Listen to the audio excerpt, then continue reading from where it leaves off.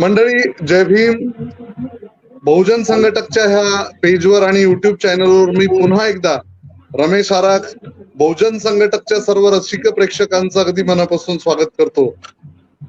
मित्र हो, अत्यंत आत्मीयतेनं, उत्साहानं, तितक्याच चिकाटीनं तुम्ही आमच्याशी जुळलेले आहात. कारण गेल्या बहुजन संघटक सातत्यानं परिवर्तनाच्या लढ्यामध्ये आपली जी भूमिका आहे ती कणखर भूमिका, स्पष्ट भूमिका स्पष्टपणे वेगवेगळ्या कार्यक्रमांच्या माध्यमातून मांडता आहे. आणि हे वर्ष महाकवी वामनदादा कर्डक यांचं जन्मशताब्दी वर्ष आहे. हे जन्मशताब्दी वर्ष वामन प्रेमी लोकांनी वेगवेगळ्या पद्धतीनं साजरं केलं पाहिजे कार्यक्रमाच्या माध्यमातून. तर बहुजन संघटकनं सुद्धा आपल्या पेजवर, युट्यूब चॅनलवर हा संकल्प केला की आगळ्या वेगळ्या पद्धतीनं हे जन्मशताब्दी वर्ष साजरं केलं पाहिजे. आणि त्यासाठी आज जवळपास 30 व्यक्तींसोबत आम्ही बोलत आहोत, त्यांच्याशी सुसंवाद साधत आहोत. असे व्यक्ती जे वामनदादांच्या संपर्कात आलेले आहेत, वामनदादांच्या गाण्यावर प्रेम करत आहेत, वामनदादावर प्रेम करत आहेत. एकूण वामनवेडी जी माणसं आहेत त्या माणसांशी आम्ही संपर्क साधत आहोत आणि रसिक प्रेक्षकांपर्यंत त्यांना आणून पोहोचवत आहोत, ज्यातून वामनदादांचे अनेक वेगवेगळे पैलू रसिकांपर्यंत, श्रोत्यांपर्यंत पोहोचत आहेत. मंडळी, आज मला सांगायला अत्यंत आनंद होतो की आपल्या पेजवर, युट्यूब चॅनलवर आज सन्माननीय डॉक्टर बबन जोगदंड सर आलेले आहेत. सर, जय भीम. जय भीम. जय भीम. सरांचं स्वागत करतो या पेजवर. रसिक हो, मी या ठिकाणी सांगितलं पाहिजे की सन्माननीय डॉक्टर बबन जोगदंड सर हे विभाग प्रमुख आहेत यशोदामध्ये, अर्थात पुणे या ठिकाणी. आणि त्याचबरोबर डॉक्टर बाबासाहेब आंबेडकर चरित्र साधने प्रकाशन समितीवर सर सदस्य आहेत. नुकत्या आता होऊ घातलेल्या महाकवी वामनदादा कर्डक साहित्य संमेलन नांदेड येथे सर अध्यक्ष म्हणून त्यांची निवड झाली आहे. आपण सगळ्यांनी मिळून त्यांचं अभिनंदन करूया. सर, तुमचं अभिनंदन. सर स्वयंदीप करिअर अकॅडमी पुणे येथे मार्गदर्शक आहेत. स्वयंदीप प्रकाशन संस्था पुणे येथे सुद्धा मार्गदर्शक आहेत. आणि महाराष्ट्र ऑफिसर्स फोरमचे ते सहसचिव आहेत. अशा वेगवेगळ्या भूमिकेमधनं जात असताना सर वामनदादांच्या संपर्कात आलेले आहेत. वामनदादांशी त्यांचा संबंध आलेला आहे आणि वामनदादा एका वेगळ्या अंगानं पाहण्याची संधी त्यांना मिळाली. आज आपण जाणून घेऊया सन्माननीय बबन जोगदंड सरांकडनं वामनदादांविषयी. सर, खर तर आपण नांदेड इथे होऊ घातलेल्या महाकवी वामनदादा कर्डक साहित्य संमेलनाचे अध्यक्ष म्हणून तुमची निवड झाली, ही अत्यंत आनंददायी गोष्ट आहे. कारण ज्या माणसावर आपण प्रेम करतो, किंबहुना अनेक जण आणि बहुतेक जण वामनदादांवर प्रेम करतात, वामनदादांच्या गाण्यावर प्रेम करतात. अशा व्यक्तीच्या नावे होत असलेल्या साहित्य संमेलनाचं अध्यक्षपद आपल्याकडे आहे. फार मोठी भूमिका आणि मोठी जबाबदारी आपल्यावर आहे. पुढे जात असताना मला एक विचारायचंय, सर, आपली पहिली भेट वामनदादांसोबत कशी आणि केव्हा झाली त्याविषयी बोला. सर्वप्रथम मी आपल्याला धन्यवाद देतो. विशेषतः बहुजन संघटक या चॅनलला मी म्हणजे धन्यवाद देईल, त्यांचं अभिनंदन करेल की सलग आपण 30 वामनदादांच्या सहवासातील व्यक्ती, कार्यकर्ते, गायक, कलावंत यांच्या मुलाखती घेऊन वामनदादाच्या या कार्यकर्तृत्वाचा गौरव करत आहात, सन्मान करत आहात. आणि आज मला या ठिकाणी आपण निमंत्रित केलं त्याबद्दल मी आपले मनपूर्वक आभार व्यक्त करतो, आपणाला धन्यवाद देतो. आराख सर, आपण मला विचारलं की लोककवी, लोकशाहीर आणि आंबेडकरी चळवळीतला एक महान गायक अशी ज्यांची ओळख आहे, महाराष्ट्रात असं एकही गाव नाही की जिथं वामनदादाचं नाव नाही.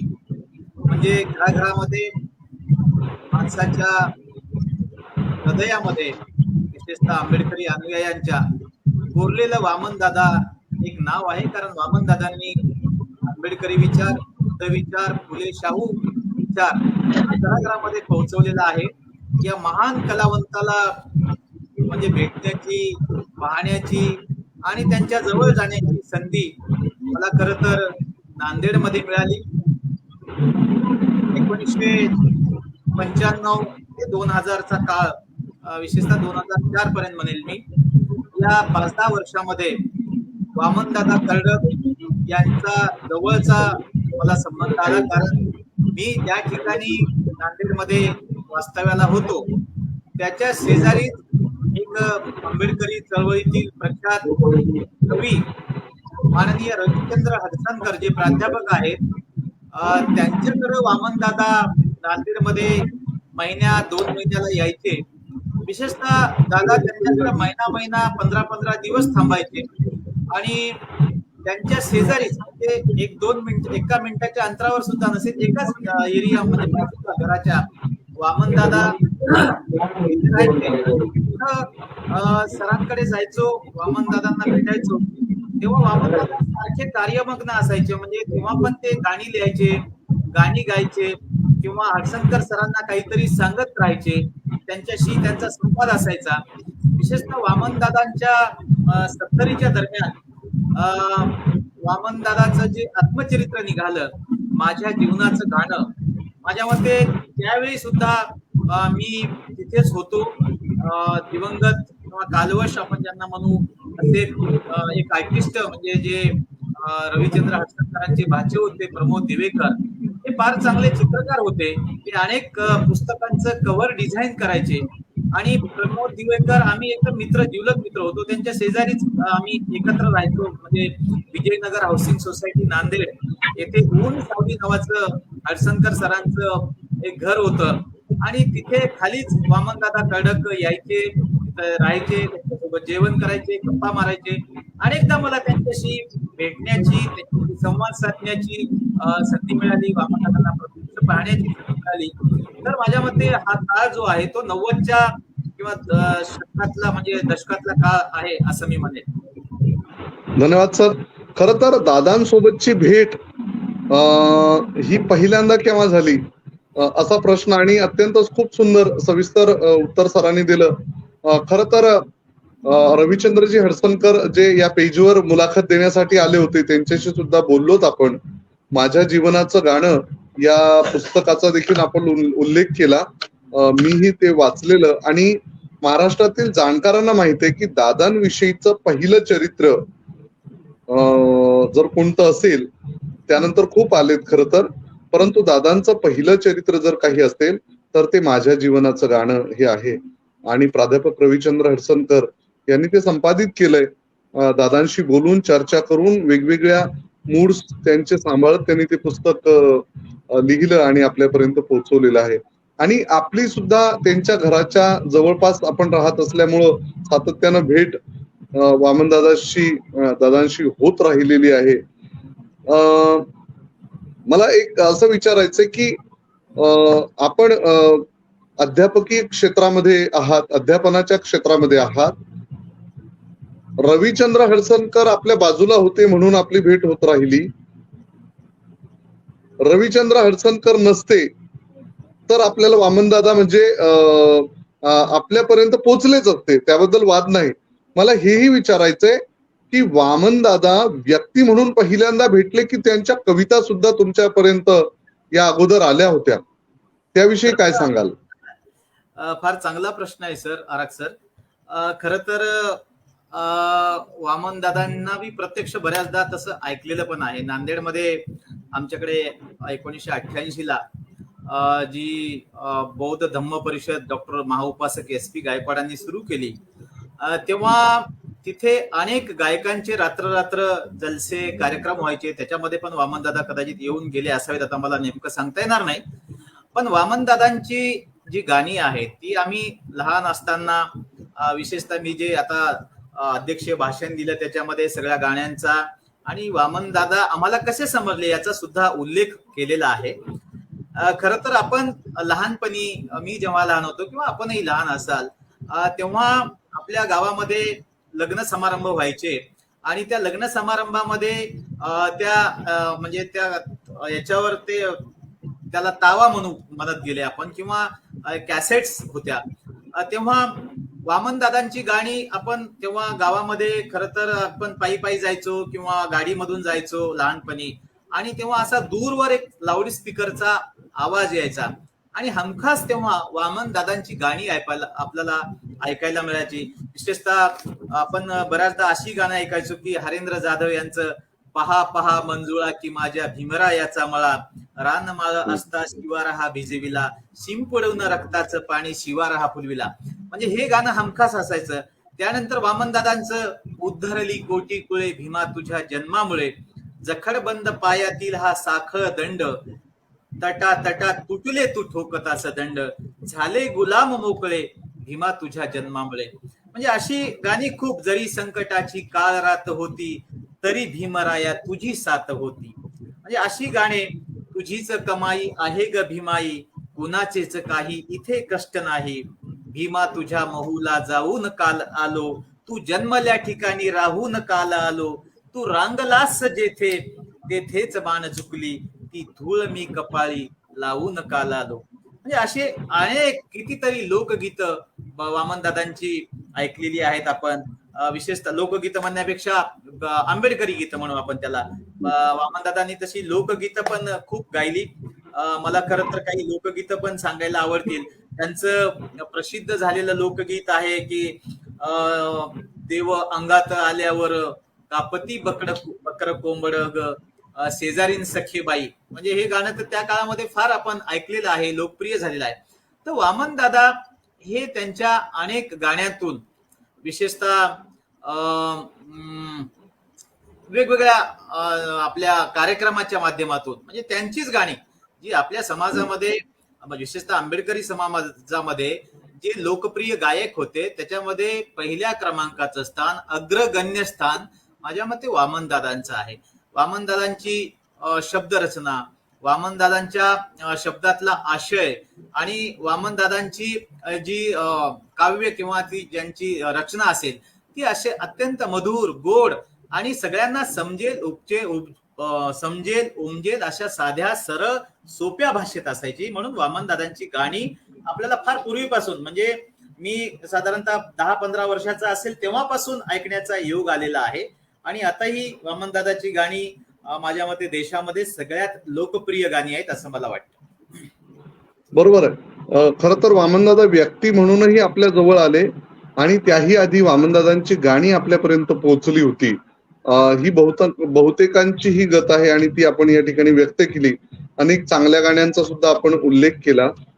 मला एका गोष्टीकडे लक्ष वळवावंसं वाटतं. खरं तर आपण डॉक्टर बाबासाहेब आंबेडकर चरित्र साधने आणि प्रकाशन समितीवर आहात. खरं तर इथे केवळ डॉक्टर बाबासाहेब आंबेडकरांचं चरित्र आणि त्यांची इतर पुस्तकं डॉक्टर बाबासाहेब आंबेडकरांची जी प्रकाशित झाली नाहीयेत त्यावर काम तिथं चालतं. खरं तर लोकांचंही असं म्हणणं आहे, आपण वामनवेडी माणसं आहोत, आपणही असं म्हणूया की शासन स्तरावर वामनदादांचं पुस्तक, वामनदादांचं समग्र हे शासनामार्फत व्हायला पाहिजे. ते पुस्तक प्रकाशित व्हायला पाहिजे वामनदादांच्या गाण्याचं. याविषयी तुम्हाला काय वाटतं, काय सांगाल? खर तर प्रबोधनाचा विचार मांडण्याचं काम वामनदादांनी आयुष्यभर केलेलं आहे. विशेषतः बाबासाहेब, बुद्ध, फुले, शाहू, आंबेडकर हे जे आपल्याला कळलेले आहेत ते केवळ अशा गाण्यांमुळेच. बाबासाहेबांच्या सुद्धा सभेमध्ये वामनदादांनी अनेकदा गाणी गायलेली आहेत. वामनदादा म्हणायचे, बाबासाहेब आंबेडकर म्हणायचे की माझी 10 भाषणं आणि शाहिरांचं एक गाणं एवढं प्रभावी असते. म्हणून त्यांनी सुद्धा या कलावंतांचा, गायकांचा उल्लेख फार आदराने केलेला आहे. आणि वामनदादांना प्रत्यक्ष बाबासाहेबांना पाहण्याची संधी आलेली आहे. आणि वामनदादांनी बाबासाहेब पूर्णतः वाचलेले आहेत, बाबासाहेब समजून घेतलेले आहेत, बाबासाहेब उमजून घेतलेले आहेत. म्हणून वामनदादांना खऱ्या अर्थानं बाबासाहेब खूप समजलेले आहेत. आता ते आपल्यालाही अनेकदा या सगळ्या डॉक्टर बाबासाहेब आंबेडकर चरित्र प्रकाशन साधने या समितीने आतापर्यंत अनेक 18-20 खंड जी आपण आता प्रकाशित झालेली आहेत, काही करतो आहोत, काही त्याच्यामध्ये बाबासाहेबांचं अप्रकाशित साहित्य बाहेर काढण्याचं काम चालू झालेलं आहे. ती फार आनंदाची गोष्ट आहे. मलाही एक आनंद आहे की मी त्या समितीचा एक भाग आहे, मी एक त्या समितीचा सदस्य आहे. खरं तर वामनदादाच्या नावाने काही विद्यापीठांनी अध्यासनं पण सुरू केलेली आहेत. विशेषतः यशवंतराव चव्हाण महाराष्ट्र मुक्त विद्यापीठामध्ये ते सुरू आहेत. माझ्या मते वामनदादांचं सुद्धा प्रचंड साहित्य आहे, प्रचंड गाणी आहेत, कविता आहेत, लोकगीतं आहेत, त्यांचं आत्मचरित्र आहे. याचा सुद्धा म्हणजे मोठ्या प्रमाणामध्ये प्रचार प्रसार होण्याची गरज आहे. मला परवा आमचे एक कवी मित्र भेटले आणि ते म्हणले की अहो सगळ्या बॅनर्सवर जयंतीच्या किंवा इतरही कार्यक्रमांच्या आपले बाबासाहेब तर आहेत, ते आपले म्हणजे स्वाभिमान, बाबासाहेब म्हणजे आपले प्रेरणास्त्रोत आहेतच, पण त्याच जोडीला बाबासाहेबांचे विचार, बाबासाहेबांचं काम, बाबासाहेबांचं जे योगदान आहे ते सर्वसामान्य लोकांपर्यंत, म्हणजे आता बाबासाहेब आंबेडकरांचे चरित्र आपण प्रकाशित करतो, पण ते खरं तर निरक्षर सामान्य लोकांपर्यंत ते जात नाहीत आणि गेले तरी त्यांना ते वाचता येतील किंवा त्यांचा अर्थ किंवा ते लेखन समजेलच असं नाहीये. पण वामनदादांनी 4 ओळीमध्ये, 10 ओळीमध्ये, 20 ओळीमध्ये बाबासाहेब एवढ्या चांगल्या पद्धतीनं सांगितलेलं आहे की त्याच्यामुळं वामनदादांचं साहित्य सुद्धा अशी एखादी प्रकाशन समिती तर आपल्याला म्हणजे म्हणता येणार नाही, पण शासनाने एक शासन स्तरावर वामनदादाच्या नावाने विद्यापीठांच्या माध्यमातूनच त्याला म्हणजे अधिक बळकटी येऊ शकेल किंवा अधिक चांगल्या पद्धतीनं काम होऊ शकेल. तर असे अध्यासन प्रत्येक विद्यापीठात सुरू करायला पाहिजे. वामनदादांची गाणी, वामनदादांची लोकगीतं, वामनदादांचं आत्मचरित्र हे विद्यापीठांच्या अभ्यासक्रमाला लागलं पाहिजे आणि शासनाने सुद्धा एखादा खंड वामनदादांवर प्रकाशित करता येऊ शकेल का, कारण हे वामनदादाच्या जन्मशताब्दीचं वर्ष आहे, त्याच्यामुळं वेगळं काही सरकारला करता येऊ शकेल का. माझ्या मते आमच्या समितीची जेव्हा बैठक आता होईल लवकरच, त्याच्यामध्ये सुद्धा वामनदादांच्या या साहित्याबद्दल, गाण्यांबद्दल काय करता येऊ शकेल त्याच्यावर सुद्धा माझ्या मते मी मुद्दा उपस्थित करू शकेल आणि त्याच्यातून काही तज्ञांच्या जर सूचना आल्या तर आपल्याला पुढे जाता येऊ शकेल असं मला वाटतं. बरोबर बरोबर. खरं तर एकीकडे प्राध्यापक डॉक्टर सागर जाधव सर फार उत्तम रीतीनं हे काम सांभाळत आहेत. त्यांनी वैयक्तिक पातळीवर वैयक्तिक खर्च लावून वामनदादा कर्डकांची गाणी, समग्र गाणी ते प्रकाशित करत आहेत. खरं तर 4 खंड बाहेर आलेत आणि अजून यायचेत. त्यांचा पुढील खंड हा उर्दू तील म्हणजे हिंदी, वामनदादांची हिंदी उर्दू गाणी प्रकाशित करत आहेत. खरं तर सागर जाधव यांची ही पुस्तकं आपण वाचली पाहिजेत, रसिक श्रोत्यांनी वाचली पाहिजेत, आम्ही सातत्यानं आवाहन करतोच आहोत. सर एक प्रश्न विचारायचा आहे की नांदेडचं साहित्य संमेलन झालंय का?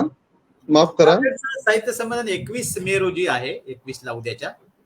ओके ओके ओके, ठीक ठीक ठीक.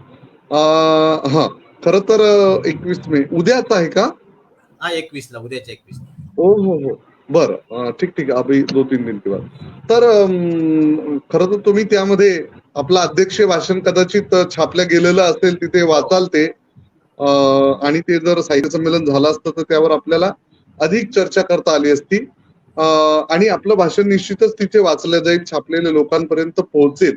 त्यावर आधी चर्चा करणं हे काही फार संयुक्तिक होणार नाही, पण तरीही तुम्ही घेतलेले काही ठळक मुद्दे जर या ठिकाणी आपण त्याविषयी मनोगत व्यक्त केलं तर रसिक प्रेक्षकांना खूप आवडेल ते, की आपण नेमकं काय भाष्य केलेलं आहे अध्यक्ष भाषणामध्ये. ठळक मुद्दे केवळ सांगा सर, भाषण नको, कारण चुकीचं होईल ते. अध्यक्ष अजून साहित्य संमेलनात ते बोलायचे, तो गौप्यस्फोट आधी नको, पण आम्हाला ठळक मुद्दे प्लीज सांगा सर.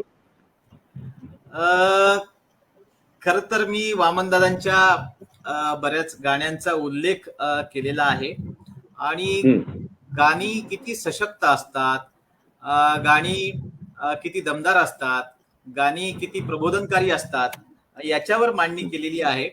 या गाण्यांमुळं आज आपली गायक मंडळी सुद्धा कुठल्या उंचीवर जात आहे याचा सुद्धा उल्लेख केलेला आहे. कारण गाणे जे म्हणतात आता आपले अनिरुद्ध वनकर असतील किंवा आनंद शिंदे असतील, मिलिंद शिंदे असतील, आमचे संजय मोहोड विशेषतः त्यांनी वामनदादांची खूप चांगली गाणी डॉक्टर बाबासाहेब आंबेडकर मराठवाडा विद्यापीठाच्या माध्यमातून रेकॉर्ड्स केलेली आहेत आणि त्यांना फार वेगळ्या चाली त्यांनी दिलेल्या आहेत आणि म्हणून संपोजी. त्याचा सुद्धा याच्यामध्ये उल्लेख केलेला आहे. वामनदादांचं जे लेखन आहे ते लेखन विशेषतः फार वेगळं लेखन आहे विशेषतः.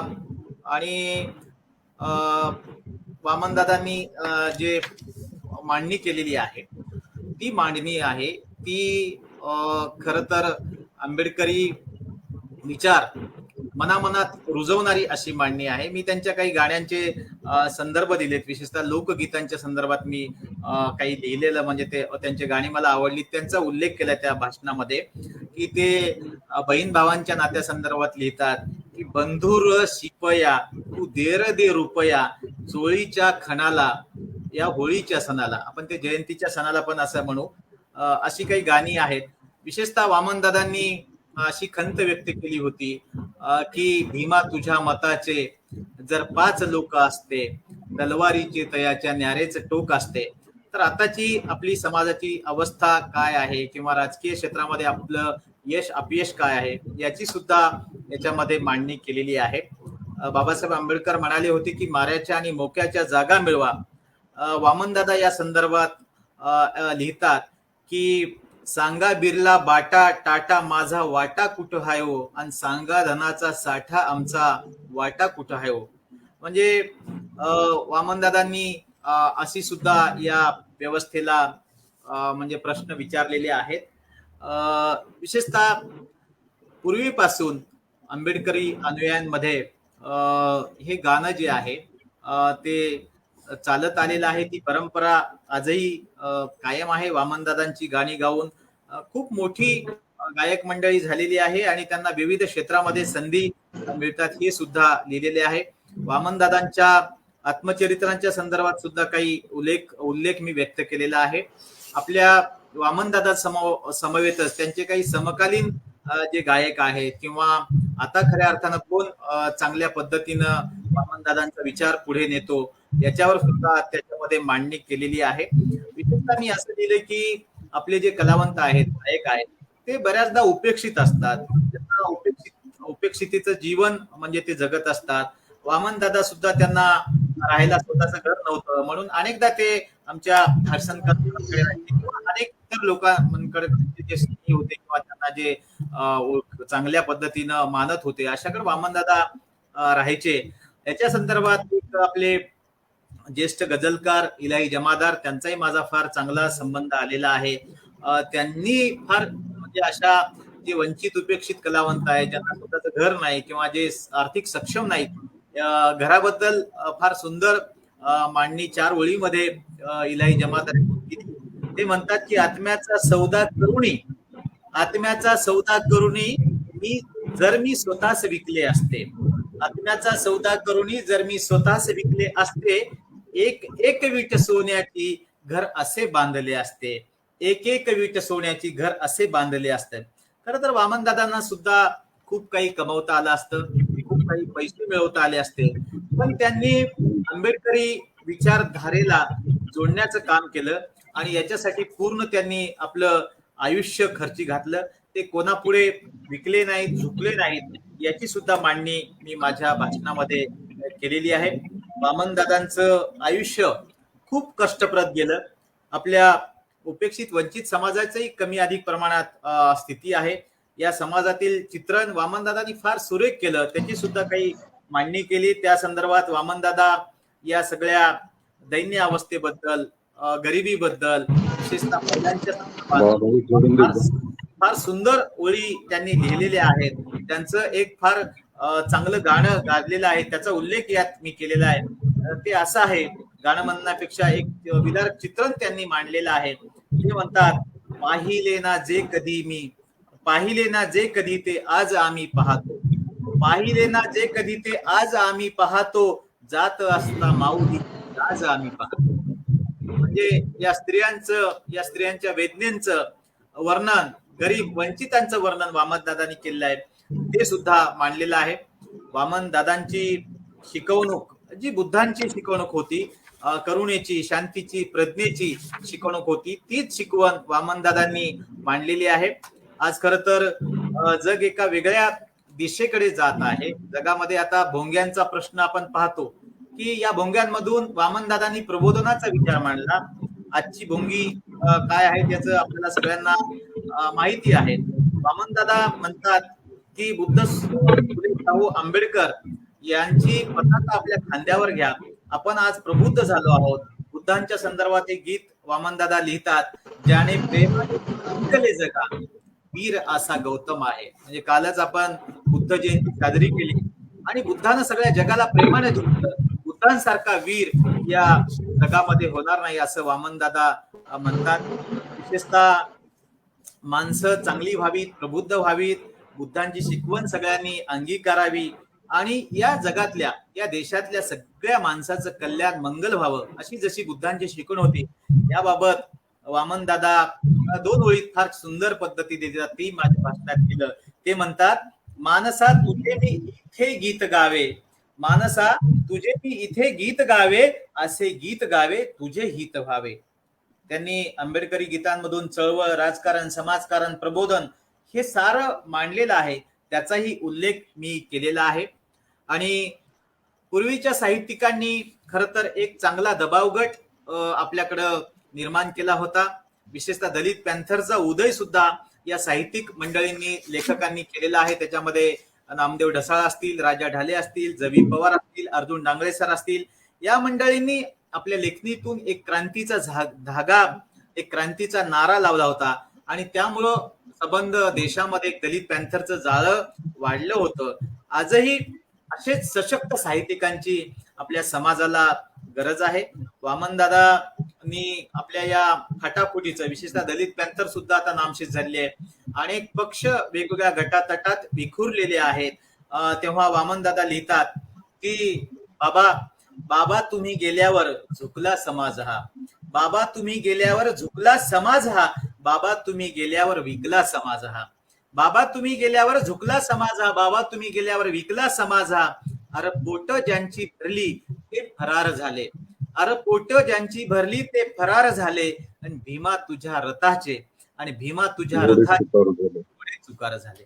असे वर्णन वामनदादांनी केले. अशी गाणी, काही संदेश, किंवा आता काय करायला पाहिजे, आत्मचिंतन, किंवा साहित्यिकांची काय भूमिका आहे, वामनदादांचा विचार कसा पुढे नेला पाहिजे, अशी एक सर्वसाधारण, सरळ, साधी, सोपी आणि साध्या शब्दामध्ये मी माझ्या भाषणामध्ये मांडणी केलेली आहे. वामनदादांच्या गाण्यांचाच जास्त उल्लेख, आणि ती गाणी काय सांगतात, त्यांनी काय प्रबोधन केलं, याचं मी विश्लेषण माझ्या अध्यक्ष भाषणात केलेलं आहे.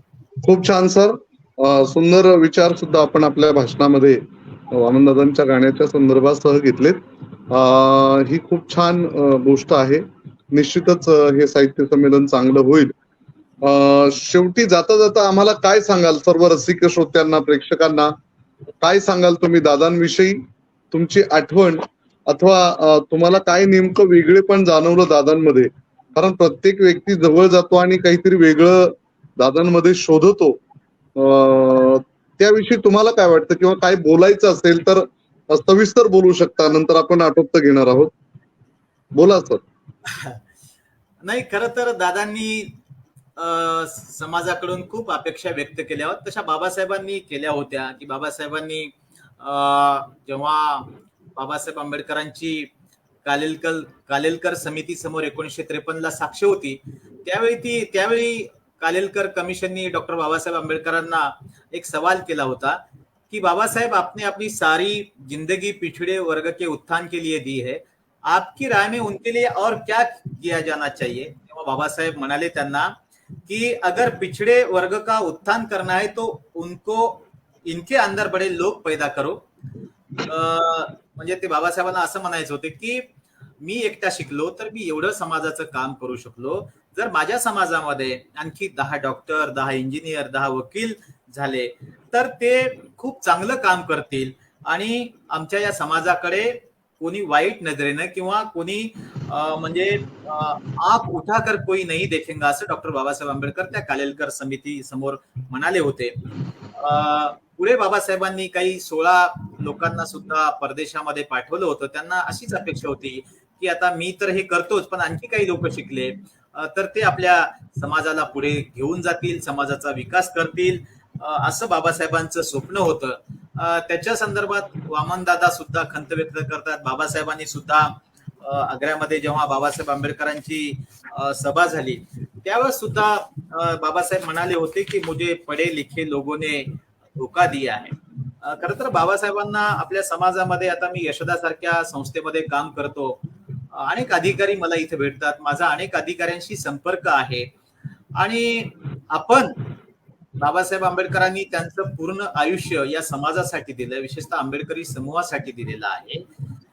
त्यांनी आपल्याला जे 67-65 वर्षांचं बाबासाहेबांना जे आयुष्य मिळालं मला, तर त्या कालावधीमध्ये बाबासाहेबांनी प्रत्येक क्षण न क्षण समाजासाठी दिलेला आहे.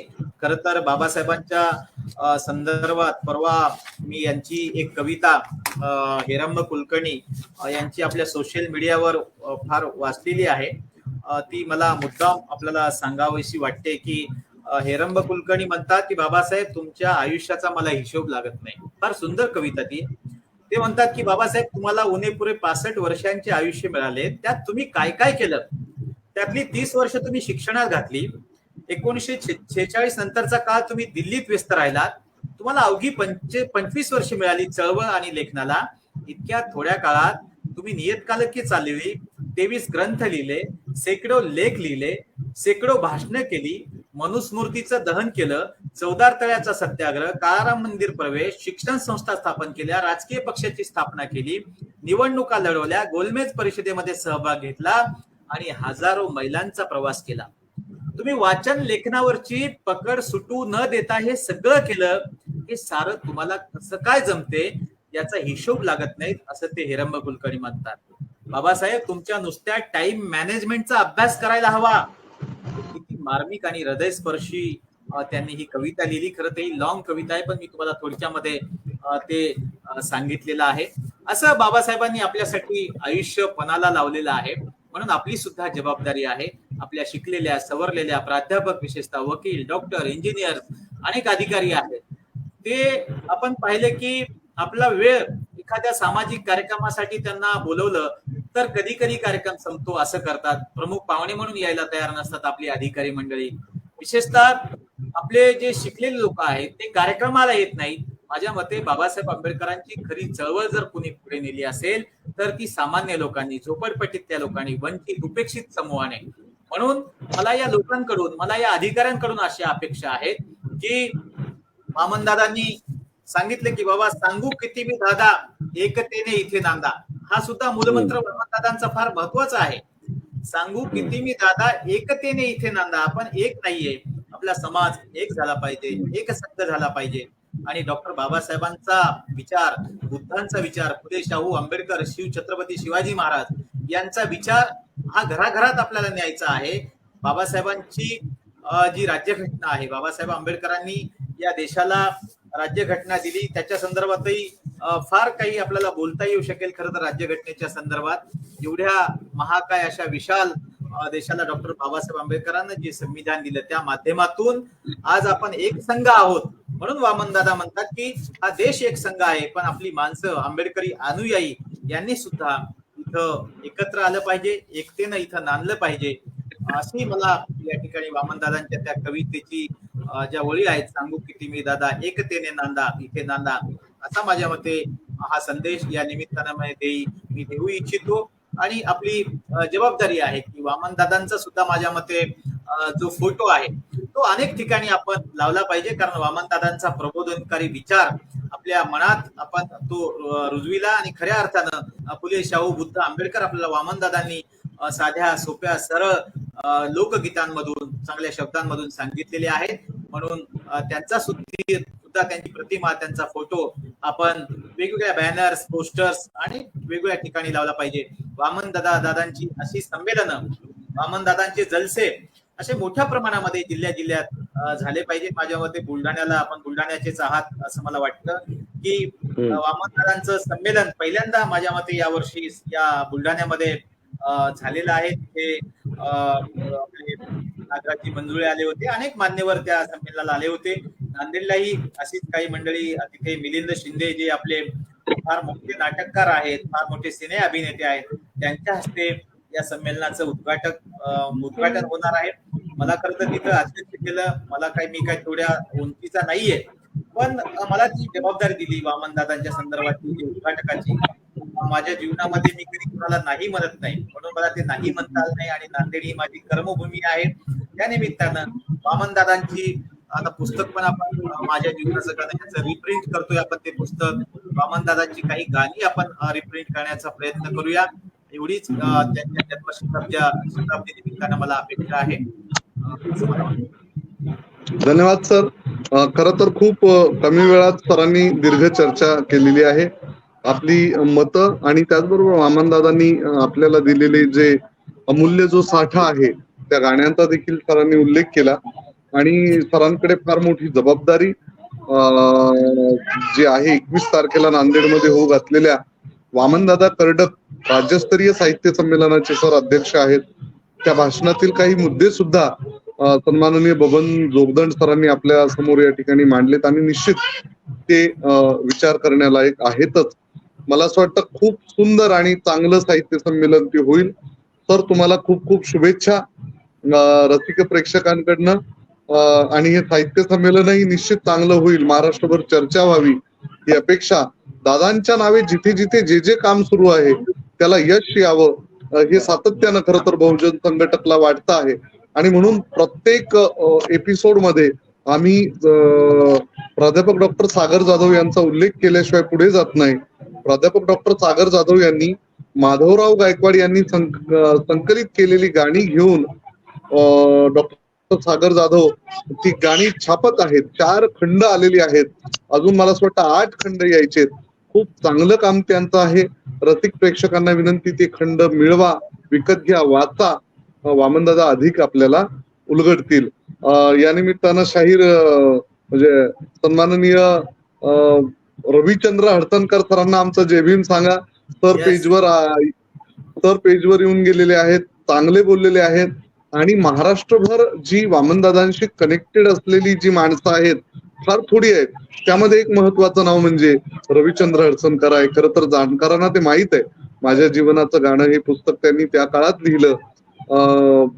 हे फार दुर्मिळ गोष्टी आहेत. तर पुन्हा एकदा तुम्हा सगळ्यांचं सरांचा आभार. आपण खूप छान संवाद आमच्या सोबत साधलात, रसिक प्रेक्षकांसोबत साधलात. तर बहुजन संघटकच्या वतीनं आपलं खूप खूप आभार. धन्यवाद सर. धन्यवाद.